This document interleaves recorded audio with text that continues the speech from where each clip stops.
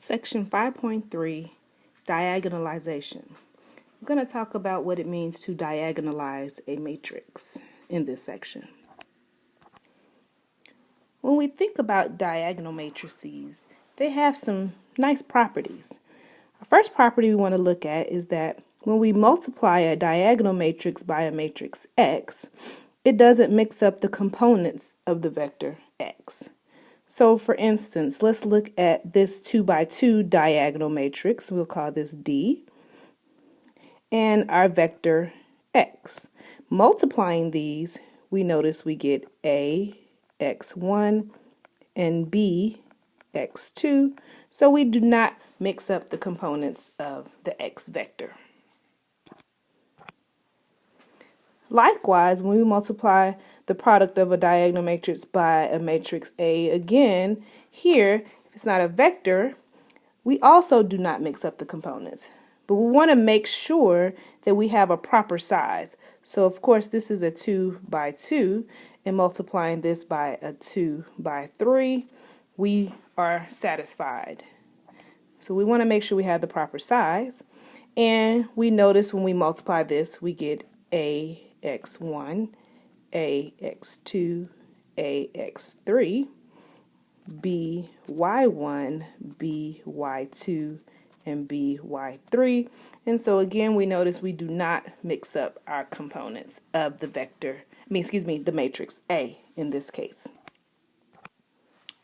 Another nice property is if we want to raise a diagonal matrix to a power, it's actually easy to find. It happens that we actually get the diagonals raised to that appropriate power. Sorry for my handwriting, guys. So a to the k, 0, and 0, b to the k. Let's consider k equals 2. Multiplying a0, 0b, we would say to the second power, multiplied by itself, we notice that we get a squared, 0, 0, b squared. So this is a very nice property that we'll be able to use soon.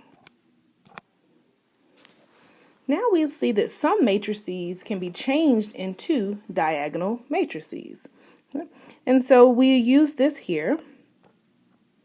A is equal to P, D, P inverse. So if we have a matrix A, okay, and this is our original matrix here, A, and then D is our diagonal matrix. If there is some matrix P that when I multiply it by P, diagonal matrix P inverse, I can get the A matrix. We say that the matrix A is diagonalizable.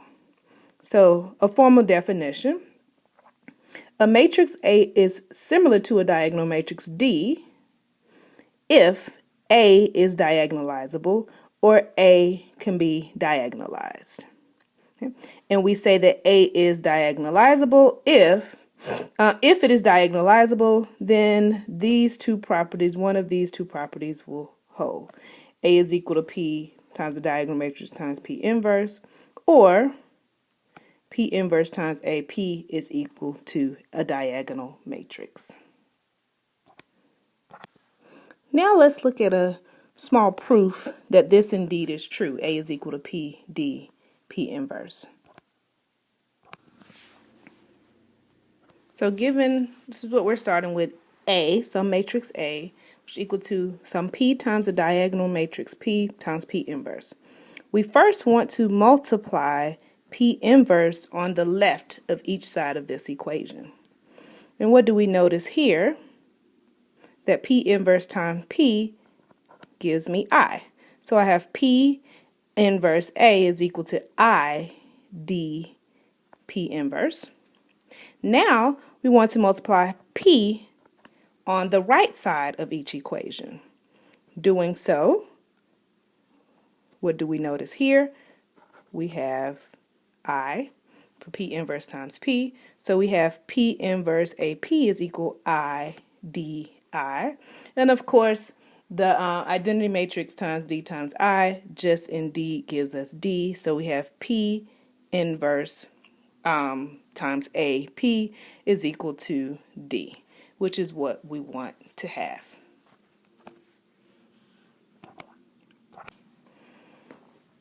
So we have some special properties of diagonalizable matrices. And so if we have a matrix A that's diagonalizable, then if I raise a to the k, this is easy to compute. So let's remember that A is equal to D, excuse me, that's not correct, P D times P inverse. And using this, let's actually find A squared, which would of course be A times A. So again, looking at A squared, which is A times A of course is equal to P dP inverse times itself again, P dP inverse. Okay.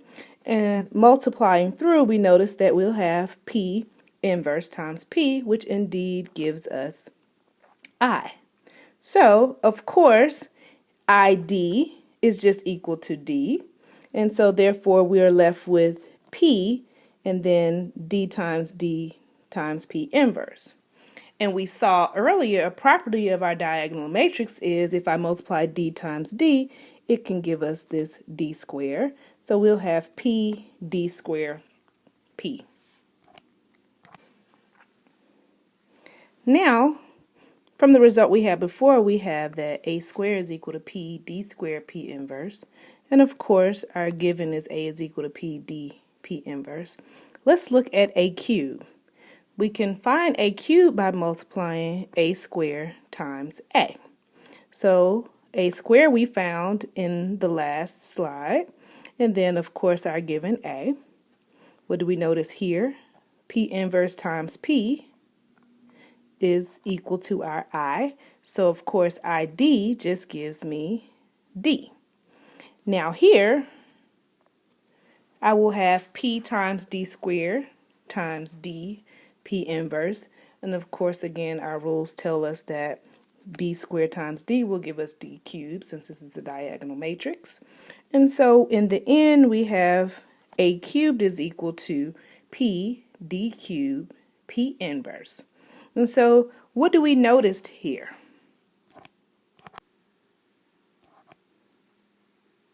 So from finding A squared and A cubed, we can generalize the expression for AK to equal a matrix P times a diagonal matrix raised to the K power times P inverse.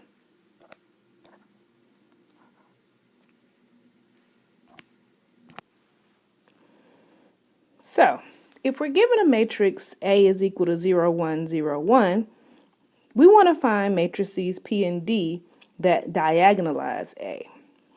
So to show that A is diagonalizable, let's remember that, of course, A is equal to some P, D, P inverse, or likewise, P inverse times A, P is equal to a diagonal matrix. So, given this matrix P here, let us first find P inverse. And how do we find the inverse of a 2 by 2 matrix? We have 1 over the determinant of the matrix P. So, of course, that's 1 times 1 minus 0. So, 1 over 1 times, we switch these elements here, which are just 1 and 1, and then we make these two elements negative. So what is our inverse? We get 1, negative 1, 0, and 1. So we have P inverse, and we have an A. So therefore, we can find a diagonal matrix D by using this formula here. So, using this equation, we have, of course, this is our P inverse, this was our matrix A, and this is our matrix P. And so multiplying, say, our A and our P together, we get this matrix here. And now multiplying this here, we get our final matrix, which we notice is indeed a diagonal matrix where we have zeros above and below the diagonal. In our diagonal entries, we happen to have a 0 and a 1 along the diagonal. So we can say that P and D diagonalize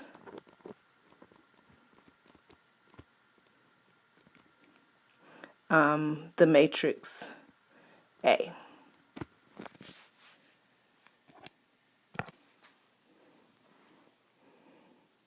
So if we're diagonalizing a square matrix, we want to use this theorem, which is the diagonalization theorem. So let A be an n by n matrix. A is diagonalizable if and only if it has n linearly independent eigenvectors. Also, if A is diagonalizable, then the columns of P are the eigenvectors of A, and the diagonal entries of D are the corresponding eigenvalues. We will see an example for this soon. In an n by n matrix with n distinct eigenvalues, we say is diagonalizable. So let's look at this example, and we want to see if A is diagonalizable. So to find out if A is diagonalizable, we can use the definition we saw on the last slide, which says if we have n distinct eigenvalues, then A is diagonalizable. And so how can we do this? We can actually find if we have n distinct eigenvalues by doing the determinant of A minus lambda I. I lambda. So again, we want the determinant of A minus I lambda equal to 0. So expanding about our first column, we have this characteristic equation here. Now we will simplify this to see if we have n distinct eigenvalues. Simplifying, we get this simplified form of our characteristic equation, and we have lambda equal to the first one would be 1, then we have -7, and then we have 3. So since we have n distinct eigenvalues for this matrix A, then we can say that A is diagonalizable.